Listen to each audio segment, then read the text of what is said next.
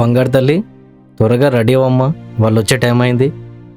ఎన్నిసార్లు చెప్పాలి డాడీ నాకు ఈ పెళ్లి ఇష్టం లేదని? తల్లి,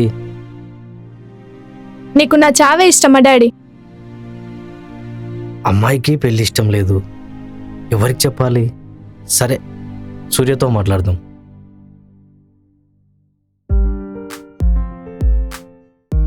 నాన్న ఇంకెంతసేపు? అరగంటలో అక్కడ ఉండాలి. 2 నిమిషాలు నాన్న. త్వరగా రండి. మామయ్య ఏంటి ఇప్పుడు ఫోన్ చేస్తున్నారు? మామయ్య చెప్పండి. బాబు, ఇంటి దగ్గరే ఉన్నావా? ఇంటి దగ్గరే ఉన్నాను మావయ్య. బాబు, ఒకసారి ఇంటికి రాగలవా? మరో 20 మినిట్స్లో వచ్చేస్తాం మావయ్య. నీతో కొంచెం పర్సనల్గా మాట్లాడాలి, ఇంటికి రాగలవా? ఓకే మావయ్య, 10 మినిట్స్లో వస్తా. నాన్న 10 నిమిషాల్లో రెడీ అవ్వండి, వచ్చేస్తా. సరే నాన్న.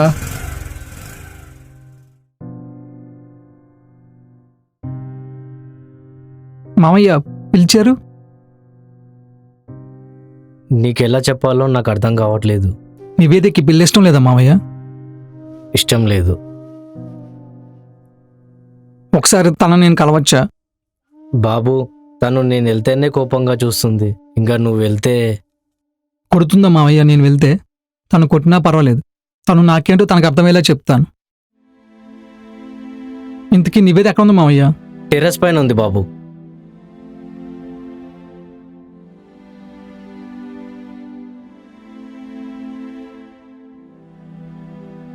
హాయ్. ఎవరు మీరు? నేనంటే నేనే. నీకేమన్నా మెంటలా? మర్యాదగా అడుగుతున్నా, నువ్వెవరో చెప్పు. యువతల వాళ్ళు మర్యాదగా అడిగితే కదా అవతల వాళ్ళు మర్యాదగా చెప్తారు. మీరెవరు? వర్ధన్. వర్ధనా? నా పేరు మీకు నచ్చలేదా? ఫేస్ అంత కోపంగా పెట్టారు. ఆ పేరంటే కోపమే కాదు, అసహ్యం కూడా. అంత బాధ పెట్టాడా? భయంకరంగా. కొంచెం డీటెయిల్గా చెప్పగలరా? నువ్వెవరో నాకు తెలీదు, అయినా ఈ డిస్కషన్ వేస్ట్ నాకు నీతో. అయినా సరే, వాడి గురించి నీకు చెప్తా. వాడో పెద్ద మోసగాడు. మోసగాడి గురించి నీకేంటి, ఈ ప్రపంచానికే తెలియాలి, అందుకే చెప్తా. వాడు కొన్నాళ్ళు నా వెంట పడ్డాక తెలిసింది వాడు అనాథ అని.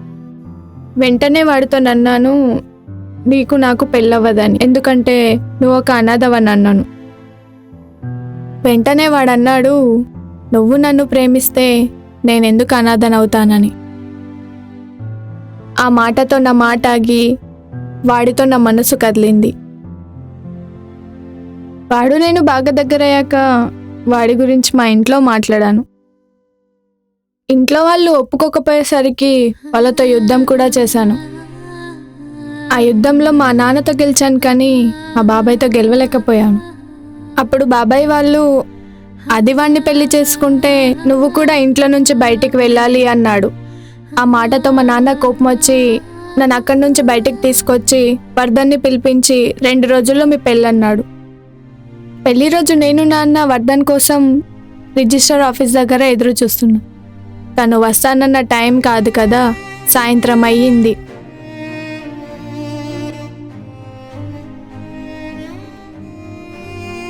రెండు రోజుల తర్వాత నాన్నన్నాడు, బాబాయ్ మాట వినకుండా వచ్చి తప్పు చేశామేమోనని.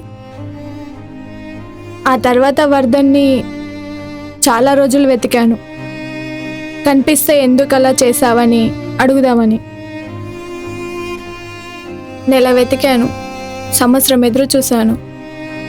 మనిషి కనబడలేదు కదా, తన కబురు కూడా తెలియలేదు.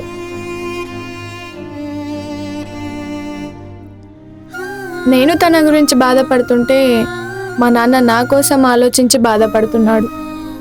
అందుకే తన గురించి ఆలోచించడం మానేసా. ఇదిగో నువ్వు వచ్చి తనని గుర్తు చేసావు. తవ్వేది గుమ్మైతే నీళ్ళు వస్తాయి, అదే గతమైతే కన్నీళ్ళు వస్తాయి.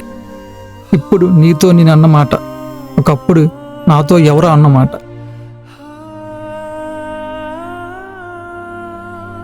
సారీ నీ గతాన్ని గుర్తు చేసినందుకు. ఇంతకీ తను ఎక్కడున్నాడో తెలుసుకున్నారా? అసలు తను ఎక్కడున్నాడో, చచ్చాడో, బతుకున్నాడో కూడా తెలియదు నాకు. చచ్చినా మంచిదేలే. చచ్చిపోయాడు. వాట్? తను నిజంగా చచ్చిపోయాడు.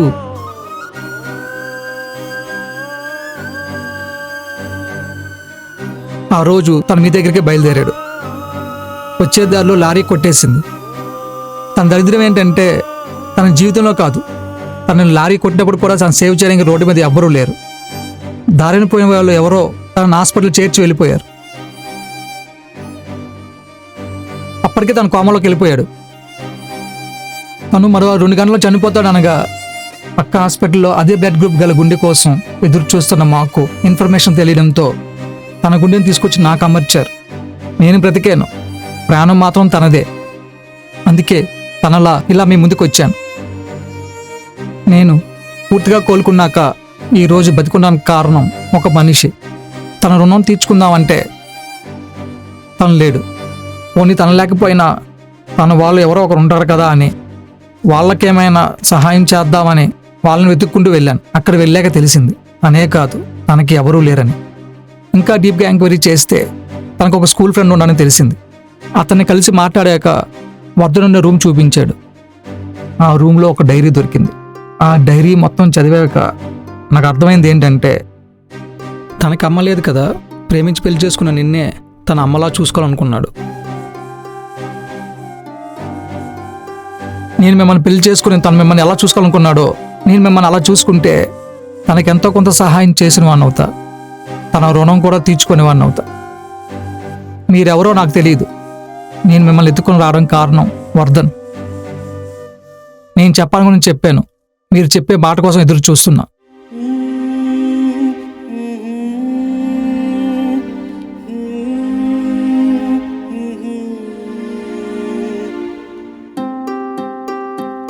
అర్థమైంది.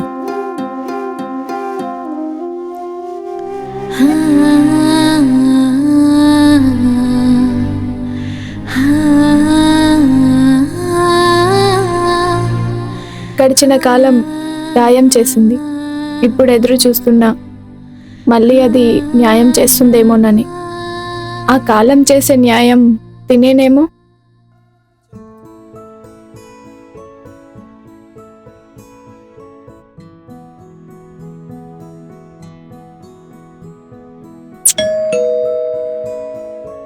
ఎవరు వచ్చారు చూద్దాం పదా.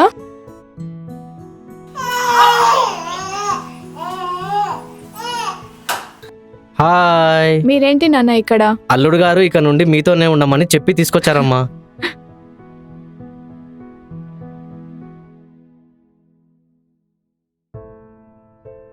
ఒక నిమిషం నాన్న. సరే అమ్మా.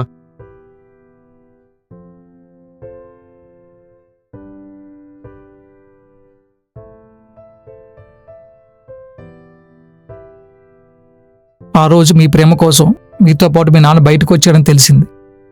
ఇప్పటికీ తను ఇంక బయటే ఉన్నాడు అనిపించింది నాకు. వర్ధనే ఉండుంటే తను మీరు కలిసి ఉండేవారు. వర్ధనుంటే ఏం చేసేవాడో నేను అదే చేశా. నేను ప్రాణాన్ని జయించినప్పుడు జీవితాన్ని జయించానని అనుకోలేదు. నేను జయించేనే ఆ రోజే ప్రాణంతో పాటు జీవితాన్ని కూడా జయించని అనిపించింది.